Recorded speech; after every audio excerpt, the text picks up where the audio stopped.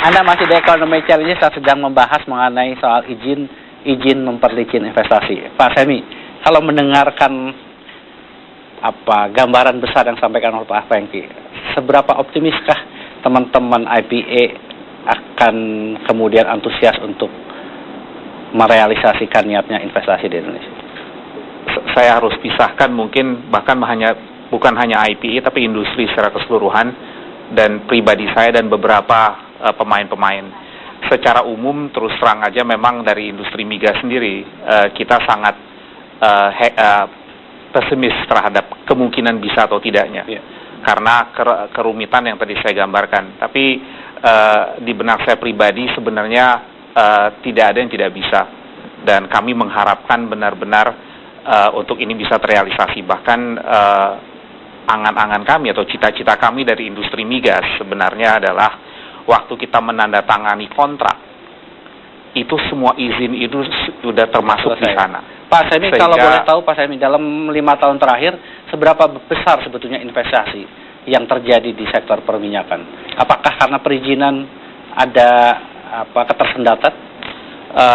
Besar investasi kurang lebih rata-rata dalam 5 tahun terakhir ini berkisar antara 12 miliar US dollar sampai 20 miliar US dollar per tahunnya. Artinya tidak turun dibandingkan sebelumnya? Banyak sekali turun. Jadi kita harus bedakan dulu. Investasi yang banyak yang terjadi pada akhir-akhir ini, 5-10 tahun terakhir ini adalah untuk mempertahankan produksi. Beda halnya dengan untuk menemukan cadangan baru, bahkan untuk pengembangan baru. Yang tidak terjadi dalam 5-10 tahun terakhir ini adalah pengembangan baru, dan yang lebih parah lagi adalah eksplorasi baru.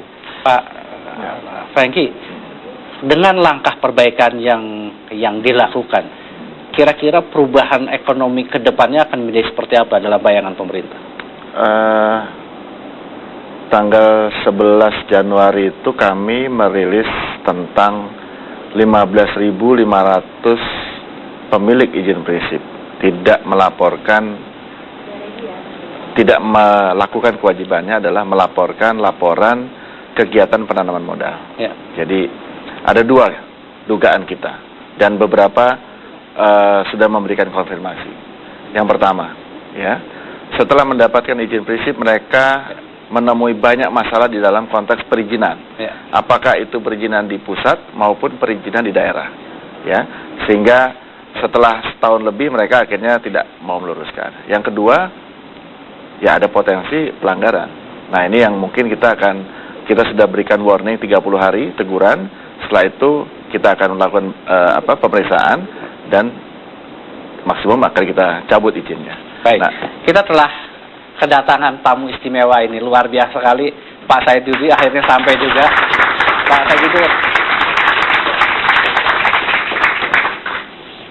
inilah akibat dari investasi yang tidak pernah jalan. Minta izin bangun jalan pun susah. Jadi kemacetan di mana-mana. Tetapi Pak Franky dan pemerintah akan melakukan upaya yang luar biasa. Diharapkan sampai akhir tahun 2015 ini koordinasi pusat dan daerah bisa terjadi. Pak Said Didu, kalau itu bisa terjadi, dalam bayangan Pak Said Didu, ekonomi kita akan menjadi seperti apa? Saya pikir harapan besar kepada BKTM sekarang. Coba kita bayangkan akan ada pembangunan 35.000 megawatt pembangkit listrik, pelabuhan sekian ratus, bandara sekian ratus, kemudian percetakan sawah sekian 1 juta hektar target mereka, dan semua butuh izin. Problem sekarang adalah, menurut saya yang paling dilakukan adalah hilangkan semua ego sektoral. Jangan lagi, kalau perlu jangan lewat izinnya dari saya, supaya juga nggak terlibat kalau ada apa-apa, kasus macam-macam.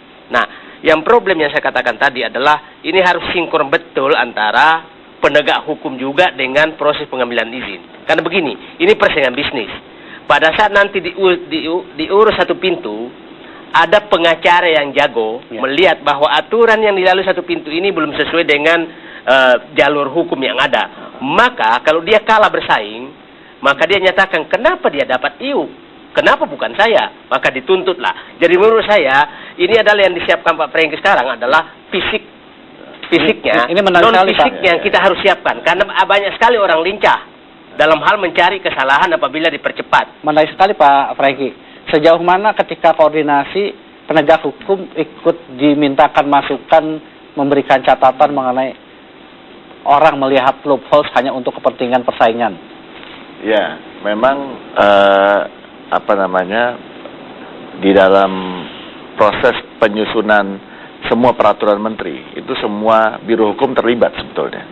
Semua biro hukum itu terlibat karena bayangan 17 kementerian itu semua biro hukumnya itu duduk secara bergantian itu untuk kira-kira mengamankan sejauh mana bahwa tadi yang Pak Saidul sampaikan bahwa proses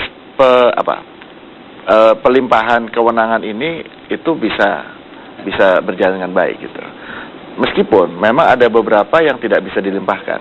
Seperti misalnya yang terkait dengan sangat teknis misalnya. Ya, itu ada TERA misalnya. TERA itu kan, izin TERA itu ada di Kementerian Perdagangan, itu nggak bisa dilimpahkan.